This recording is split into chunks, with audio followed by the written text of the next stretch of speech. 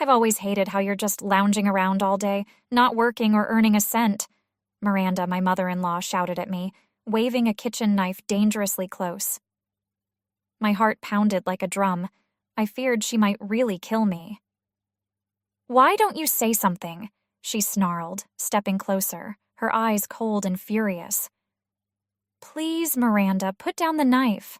I'm begging you," I managed to say, my voice trembling. It wasn't me who wasn't earning.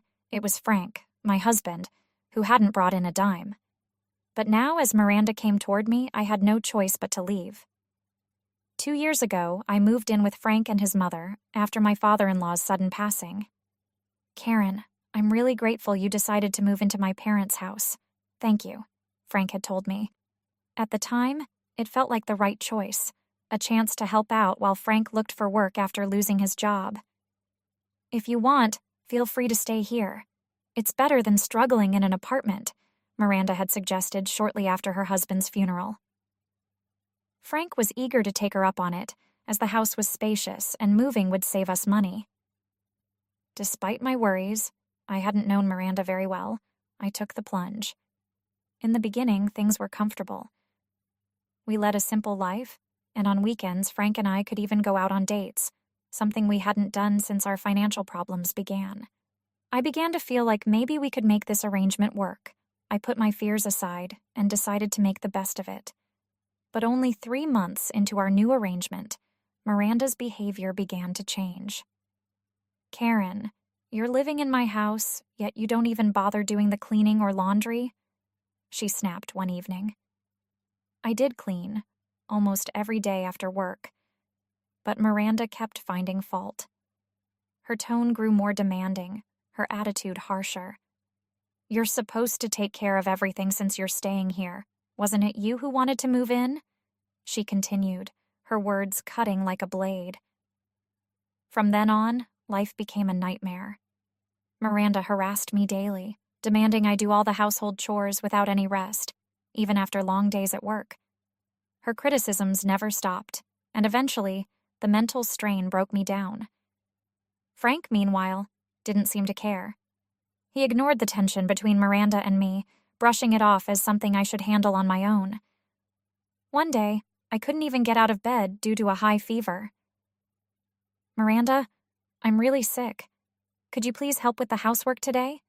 I asked, barely able to speak. "What? You want me to do it? Don't be ridiculous. A cold is no excuse. Get up and work," she barked. Too ill to argue, I forced myself out of bed and tried to keep up, but I ended up vomiting from exhaustion. Later, while I was trying to catch my breath on the living room sofa, Miranda hit me, forcing me back up. "You have no time to rest. Get moving," she yelled. I looked to Frank for help, but he just shrugged and avoided eye contact. "I'm busy," he muttered before disappearing into another room. I felt utterly alone, trapped in a house where no one cared whether I lived or died. Things came to a head one morning when I couldn't go to work because I was still too weak. Miranda noticed my car was still parked outside. "Why aren't you at work?" she demanded. "I'm still sick. I took a day off," I said, hoping for some sympathy. Instead, her face twisted in rage. "You're just a lazy leech, aren't you? Not earning anything and just sleeping all day. Get out of my house." She grabbed a knife from the kitchen and pointed it at me, her eyes filled with fury. My body froze, my heart pounding in my ears. I felt death was just moments away. Finally, I found my voice. "Okay, I'll leave. Just please put the knife down," I pleaded. "Then leave now," she screamed, still clutching the knife. Frank, hearing the commotion, rushed into the room and intervened, managing to get Miranda to lower the knife. That was my chance. I ran to my car and drove away, heading for my parents' house. As I drove, a mix of anger and fear welled up inside me. I had tolerated too much from Miranda and Frank. Brandishing a knife at me was crossing a line, and I wasn't going to let it slide. I stopped at a nearby grocery store parking lot and called the police, reporting what had just happened. I didn't want to go back to that house. Not now, not ever. The police took my report over the phone, and I told them about all the times Miranda had assaulted me. They promised to visit the house to speak with her. Afterward, I continued my journey to my parents' home, hoping I'd finally be safe. That night, I ignored several missed calls from both Miranda and Frank. I didn't want anything to do with either of them. When I finally picked up, Miranda screamed at me, demanding I come back. "You left Frank. You called the police on me," she shouted. "You told me to leave while threatening me with a knife," I replied. "I'm not coming back." Frank called next, asking me to reconsider the divorce I'd mentioned in anger. He said he was trying to find work, but I'd heard it all before.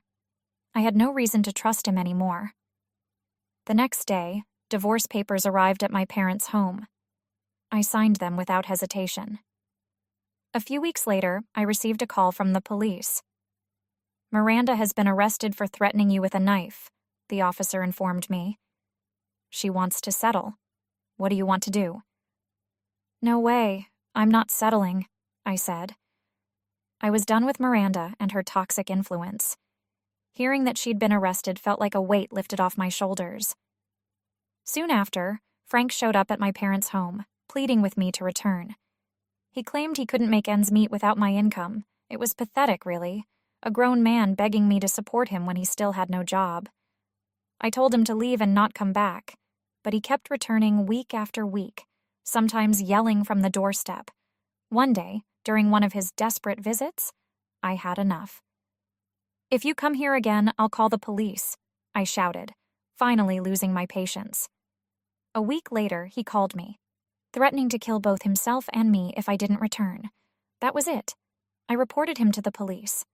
Frank was arrested shortly thereafter, and with him and Miranda both in jail, I finally felt some semblance of peace. I knew it wasn't over. They could come back once they were released, so my parents and I decided to move. Safety was more important than staying in the same home. 2 years later, I remarried a kind man I met through work.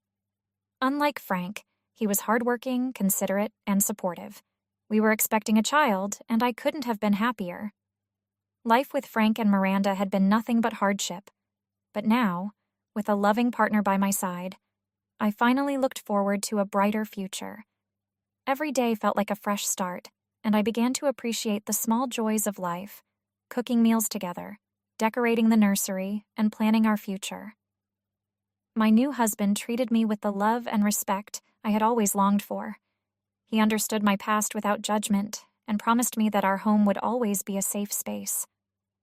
But sometimes, late at night, I still thought about Miranda and Frank.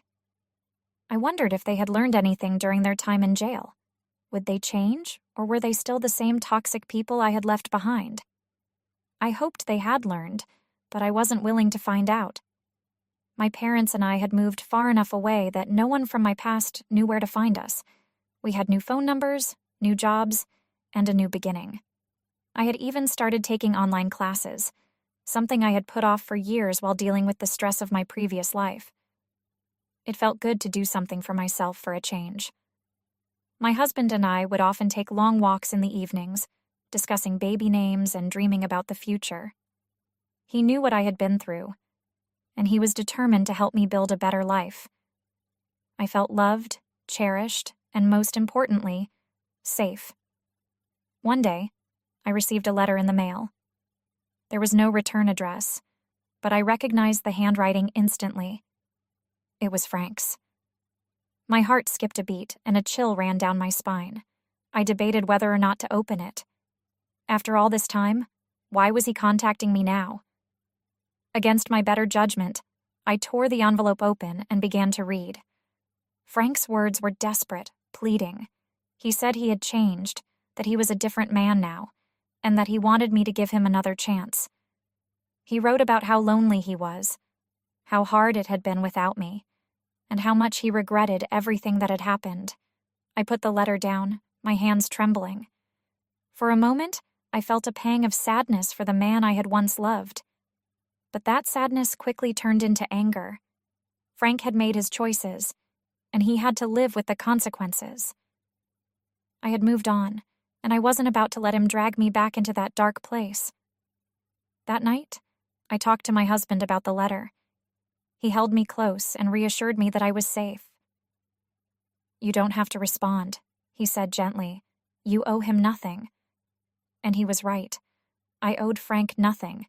Not my time, not my sympathy, and certainly not my forgiveness. The next morning, I shredded the letter and threw it away. It was time to let go of the past completely.